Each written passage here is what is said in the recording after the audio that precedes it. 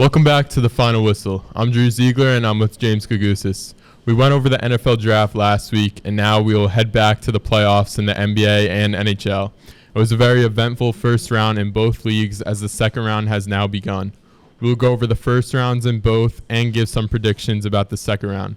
And just for further reference, when we were recording this episode, it is May 9th, so the second round just have a couple games, and then some of them one game and others. And we'll start with the NBA first. And we're going to go to the West first. The Nuggets 2 seed against 3 Timberwolves. Nuggets defending champs, but they're down 2-0 after 2 losses at home. And they defeated the Lakers 4-1 in that first round. Jamal Murray was a stud, as he always is in the playoffs, despite no All-Stars. And he hit 2-game winners. But what do you think's going on right now in the Nuggets' heads after being down 2-0 now and heading to Minnesota? Yeah, they're definitely rattled. The Timberwolves have been playing great defense, one of the best defenses all year. And this series, they've really been showing up. I mean, they've been defending Jokic perfectly.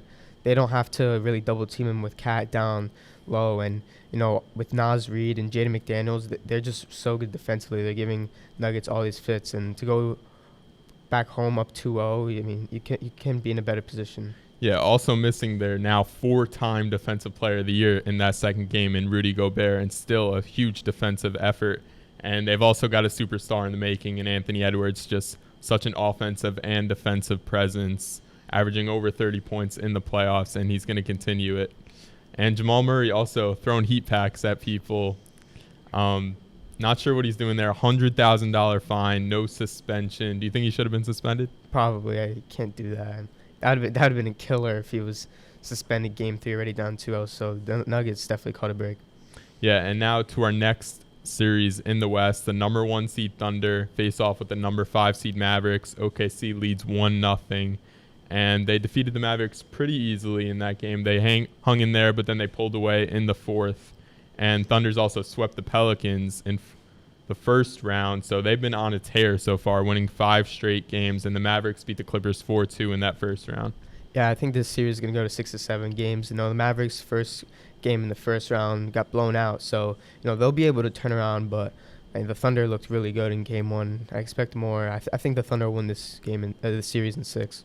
Yeah, Mavericks, they never really made a run with Luka, but now they've got a great playoff performer, just a known clutch player in Kyrie Irving. Won a championship already, and he's looking to take another one and take this one to Dallas. And now to the East, the Celtics and the Cavs, 1 seed Celtics, 4 seed Cavaliers. Cavs struggled with the Magic in the first round, going to 7 games. Although the games were very lopsided almost. Magic with some big victories, but they couldn't pull out the last and the most important one. And the Celtics, they look like the best team like they were in the regular season as they beat the Heat 4-1 in the first round. Yeah, the Celtics looked really dominant in the first game against the Cavs, even with Jason Tatum struggling. But, Derek White really came in clutch, and Jaylen Brown, was very good. So even without their best player performing at the top level, the Celtics are just too good. This series will be over by 5, I'd say. Celtics are easily advancing. Yeah, also missing Porzingis, but they just have so many great players. You mentioned Derek White. He's having a great playoffs right now so far. And he's been a great player for them on the defensive and offensive side. And now our last series in the East, the number 2 seed Knicks, number 6 seed Pacers.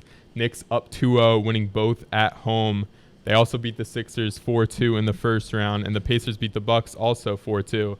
And Jalen Brunson, just right now the best player in the playoffs, I'd say, averaging the most points in the league in the playoffs. Got injured a little bit in that second game, came back, and he was his old self, just taking the ball to the basket, drawing fouls, and getting just so many shots up and hitting them clutch. Yeah, the Knicks really needed to win these 2 games just because of the injuries now. Without Mitchell Robinson, OG Anunoby, questionable. We don't really know. Jalen Brunson probably not going to be 100% for Game 3. So the Knicks really needed to win Games 1 and 2. They're probably going to drop the next 2. I think if they don't have Anunoby, I think Brunson can't do that much on that banged foot. But yeah, this is going to be a really tough series for the Knicks, and even if they advance, it's going to be really tough for them with no depth. I mean, they're missing Randall, no Mitchell Robinson. This is a shell of a team that got them the 2 seed. And they still have Josh Hart, though, just absolute hard worker. 48 minutes again in that game too. He plays the whole game. I think around 15 rebounds, 20 points, a few assists. And Tyrese Halliburton in that first game, he struggled, really stepped it up in that second game, scoring over 30 points. And he's the key guy in this series, I'd say. He fell off after his injury in the regular season, but now he's picking it back up in the playoffs. And I think he has to have these big games for the Pacers to win. And he did in game 2, but it just wasn't enough. And now that we went over the NBA, we'll go over the NHL after this short break. So now we're back, and we're going to the NHL now. Starting off in the East, the Atlantic specifically, the Bruins and the Panthers, probably the two best teams in the definitely the two best teams in the Atlantic. They were the top 2 seeds, and it's tied 1-1 for us right now. Panthers a runaway win in that game 2, up 6-1, and the Bruins won also pretty easily in that first game. Yeah, I think the Bruins are in a really good position. Winning game 1 was huge for them. Going back to Boston, tied 1-1. I mean, Swayman did struggle a little in game 2, but he's one of the best goalies in the league. I think the Bruins, even if they just split in Boston, go back to Florida, tied 2-2, I think they could really, shock some people and maybe come out with the series win. But I think the Panthers, they might be the best team in the league on paper, and I think they'll win this series. Yeah, the Panthers easily won their first round matchup 4-1, but the Bruins and Maple Leafs had the best series of the first round, winning 4-3 in overtime. Pasternak wins it off a phenomenal pass from Hampus Lindholm, and it forces the Maple Leafs with a lot of question marks. They've been through this for years, and they fired their head coach. And what do you think's, obviously we're going over the playoffs, but what do you think's next for the Maple Leafs? I feel like firing the coach is just a scapegoat. I mean, I don't think the core is built for the playoffs. I think Nylander, Matthews, and Marner. I mean, Marner didn't really show up. None of them really showed up. Matthews was out a couple games, but if you want to win a cup, your best players have to show up, and they just don't show up in the playoffs. I feel like Tavares is always the one who's carrying them, and I feel like if they want to win, I feel like they got to break up that core, whether it's trading Marner or whatever. I don't think you don't trade Matthews, but I think you got to break up that core. Yeah, even though when Matthews was out, they did win 2 games, and Swayman in that series, goalie for the Bruins, just .949 save percentage in the 6 games he played, just an absolute stud, and I think he'll keep it going despite the rough performance in that game too. And now to the Metro, still in the East, Rangers and Hurricanes. Despite the Hurricanes being favored, I don't think that's the right thing. Good bet there if you place it on the Rangers. And the Rangers lead 2-0 in the series after winning both at home and also sweeping the Capitals. And the Hurricanes took care of their first round pretty easily, winning 4-1 against the Islanders. Yeah, it was so important for the Rangers to win the first 2 games because the Hurricanes are notoriously good in the playoffs at home. So, even if the Rangers just split in Carolina, come back game 5 with a chance to clinch the series, that'll definitely be key. But they got to keep their foot on the gas pedal. They can't ease up at all because if they lose both games in Carolina, it's a brand new series. We're back at square one, and I think the Rangers have to win a game in Carolina. If not, they can be in deep trouble. Yeah, the key in these series is always split it away and win both at home, and that puts you in a great spot. And also in that game too for the Rangers, it went to double overtime, and Trocheck scores the game-winning goal against his former team.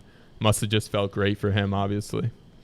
And now out to the West, the Dallas Stars and Colorado Avalanche. Colorado leads 1-0 in the series, despite the Stars starting with a 3-goal advantage. Just a huge comeback for the Avalanche, winning one on the road already. As I said, winning one in the away game is huge for these series. Yeah, it just shows how explosive both teams are. I mean, the Stars had 3 goals in the first period, but then the Avs really shut them down offensively. The Stars only had 20 to 25 shots on goal for the entire game after scoring 3 goals in the first period. So, I mean, the Avalanche, if they could just figure it out defensively, which they did in Game 1, they could really be a big title contender. If Georgiev just figures it out, I said in the first round, it'd be so huge because the offense is so good. It's too good not to win a championship. It's just, Georgiev, he just figures it out. And if he's just an average goalie, they'll definitely win the series because that's just how good. And I think they'll ride that momentum. I think the Avalanche are going to win the series.